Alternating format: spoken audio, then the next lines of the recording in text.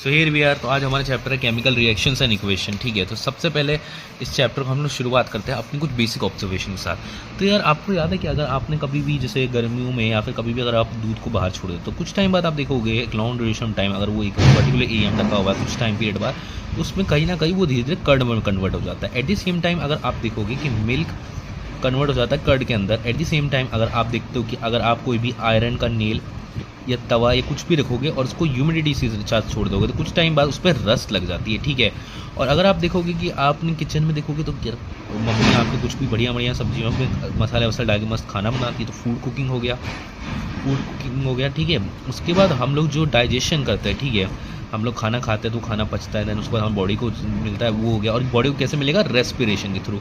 Respiration का एक lecture अपन पहले भी बना चुके, तो रेस्पिरेशन के थ्रू। तो ये जितनी रेस्पिरेशन के थ्रू, उसके बाद आप देखोगे तो ग्रेप्स का फ्रेगमेंटेशन होता है, ग्रेप्स कहीं ना कहीं फ्रेगमेंट कर जाते हैं। इसका आपको वैसे तो बड़े लोगों के लिए होता है, जैसे अल्कोहल वगैरह भी आप देखा होगा, तो वो सब फ्रेगमेंटेड चीज़ें होते हैं, सीरियल्स वगैरह का होता है, फ्रेगमेंटेशन से होता है। ठीक है, उसके बाद आप देखोगे कि अलग अलग रिएक्शन, जैसे कि पानी उबल रहा है या फिर बॉइलिंग ऑफ वाटर देखोगे, ठीक है, या फिर डिफरेंट रिएक्शन देखेंगे। एट द सेम टाइम अगर जो हमारे एनसीईआरटी में एक रिएक्शन दे रहेगा, डेट इज मैग्नीशियम का बर्निंग, मैग्नीशियम बर्न करेगा, मैग्नीशियम रिबन को जब हम बर्न करेंगे तो सबसे पहले वो एटमॉस्फेयर के ऑक्सीजन से रिएक्ट करेगा और वो फॉर्म कर देगा MgO।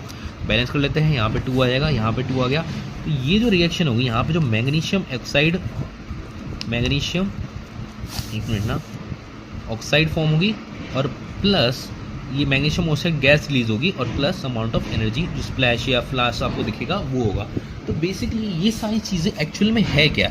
ये एक्चुअली में एक रिएक्शन है। अच्छा, रिएक्शन क्या होता है? जैसे कि हमने पहले भी लेक्चर में पढ़ा, जैसे A और B मिला रिएक्ट करके कुछ C कंपाउंड बनाते हैं। Either it can be new compound और इनसे रिलेटेड ही कोई चीज़ हो, वैसा हो सकता है। और दूसरा क्या रिएक्शन होता है, जैसे कि फिजिकल चीज़, आपने मान लो कि यार किसी बॉल को बहुत तेज हिट किया तो उसमें कुछ फिजिकल चेंजेस आ गए, तो वो एक फिजिकल रिएक्शन होगा कि फोर्स के अप्लाई से उसके फिजिकल अपीयरेंस में चेंजेस आ गए। तो देखो इस बेसिस पे 2 टाइप के रिएक्शन हो सकते हैं, एक तो फिजिकल रिएक्शन और एक केमिकल रिएक्शन। केमिकल रिएक्शन में जहाँ पर एक केमिकल चेंज आता है, एक्चुअली उसके जो केमिकल कंपोजिशंस है, केमिकल कंपोजिशन उसमें चेंज आ जाए, ठीक है।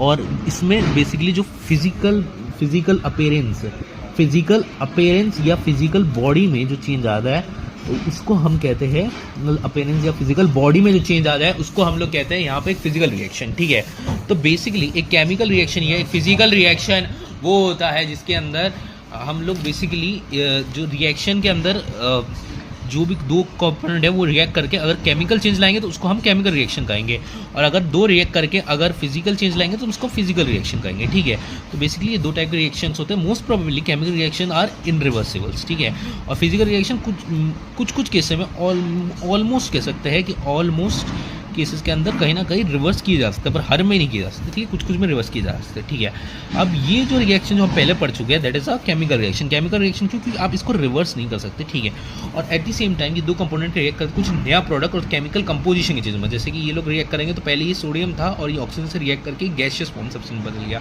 तो इससे हम देखते हैं कि कुछ रिएक्शंस होते हैं जिसके थ्रू एक चेंजेस आते हैं, और रिएक्शन के अंदर कहीं ना कहीं जो चेंज होता है उसको हम लोग केमिकल और फिजिकल अपीयरेंस डिसाइड करके केमिकल और फिजिकल रिएक्शन डिसाइड कर सकते हैं। ठीक है, अच्छा, तो एक रिएक्शन को होने के लिए कौन सी प्रॉपर्टी चाहिए, जरा वो लिख लेते हैं। अब मान लो कि अगर आप यार जैसे हमने इसको बर्न किया, अगर एग्जांपल लेके हम चाय ही बनाते हैं तो उस चाय के अंदर हम लोग चाय पत्ती चीनी वो सब डालते हैं, उसके बाद चाय बन जाती है, पानी के अंदर दूध के अंदर ये सब डालते हैं तो चाय बन जाती है।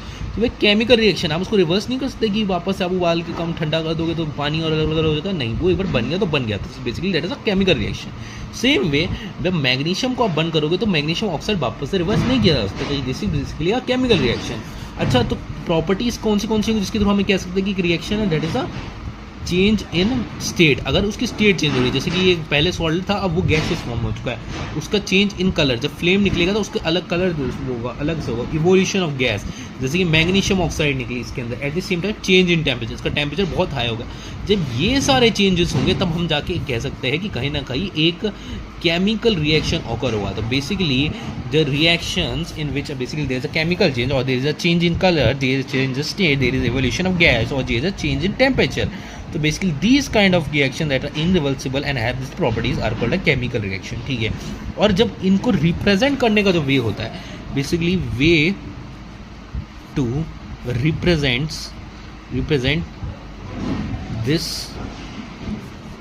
Reaction is called chemical equations. Chemical equations कहेंगे जो कि इस रिएक्शन को रिप्रेजेंट करने का वे होता है, ठीक है। जैसे कि ये जो 2Mg है that is a representation of magnesium oxygen O2 and then gives MgO that is a magnesium oxide. ये बेसिकली रिप्रेजेंटेशन का वे, ठीक है। तो अब ये जितना हमने पढ़ा उसको बस समराइज करते हैं। तो बेसिकली केमिकल रिएक्शन और इक्वेशंस हमारे चैप्टर का नाम है, ठीक है। तो आप जब देखते हो कि आप जैसे दूध खुला छोड़ दोगे तो वो दही बन जाएगा, आप आयरन खुला छोड़ दोगे तो कुछ टाइम बाद रस लग जाएगा, खाना आप बना सकते हो, डाइजेशन आपकी बॉडी में होता है, रेस्पिरेशन होता है, ग्रेप्स फ्रेगमेंट होता है, बॉइलिंग पानी को गर्म करते हो, चाय बनती है। ये जितने भी टाइप की चीज़ है जिसके कारण कहीं ना कहीं एक चेंज आता है स्टेट के अंदर, उसके कंपोजिशन के अंदर कुछ ना कुछ नया प्रोडक्ट फॉर्म होता है, हम उसको एक टाइप का रिएक्शन कहते हैं। जैसे A+B गिव्स C, तो दो प्रोडक्ट रिएक्ट कर कुछ और फॉर्म कर रहे हैं, उसको हम एक रिएक्शन कहते हैं। अच्छा, तो जो हमारे एक NCERT में एग्जांपल है that is basically magnesium of bonding. तो होता क्या है कि जब मैग्नीशियम ऑक्सीजन के साथ रिएक्ट करता है तो वो मैग्नीशियम ऑक्साइड फॉर्म करता है